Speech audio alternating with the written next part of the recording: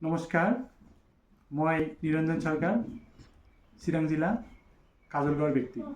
মই যোৱা 2021 চনৰ পৰা বৃক্ক ৰোগত আক্ৰান্ত হৈ উন্নত চিকিৎসাৰ বাবে বেংগালুৰু, চেন্নাই, চণ্ডীগড়ত গৈছিলোঁ যদিও বিভিন্ন কাৰণবশতঃ মই তাত উন্নত মানৰ চিকিৎসা ল'ব পৰা নাই।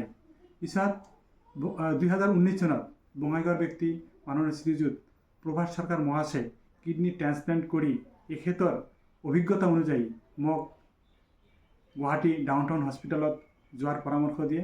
মই এখেতৰ পৰামৰ্শ অনুযায়ী গুৱাহাটী ডাউনটাউন হস্পিটেলত নেফ্ৰলজি বিভাগৰ ডক্টৰ অঞ্জন বৰকটকী মহাশয়ৰ ওচৰলৈ যাওঁ।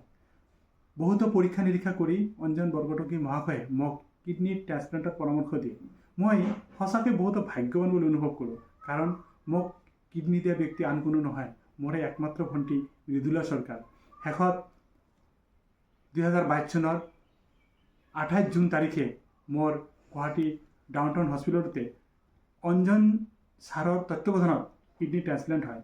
কিডনি ট্ৰান্সপ্লান্টৰ পিছত অঞ্জন ছাৰে যেনেকৈ চলিব দিছে, যি দিহা পৰামৰ্শ দিছে, সেইমতে সময়মতে চেকআপ কৰি আজি মই সম্পূৰ্ণৰূপে সুস্থ।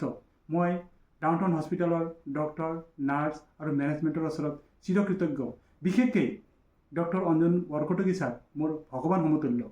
লগতে মই এই ভিডিঅ'টোৰ জৰিয়তে এটা কথা সকলোকে ক'বলৈ বিচাৰোঁ যে যাৰ কিডনিৰ সমস্যা আছে বা যিয়ে কিডনি সমস্যাত ভুগি আছে, তেখেতসকলে যাতে কম খৰচত উন্নত চিকিৎসাৰ বাবে গুৱাহাটী ডাউনটাউন হস্পিটেলত যোগাযোগ কৰে। এইখিনি কৈয়ে মোৰ ভিডিঅ'ত সামৰণি মাৰিছোঁ। ধন্যবাদ।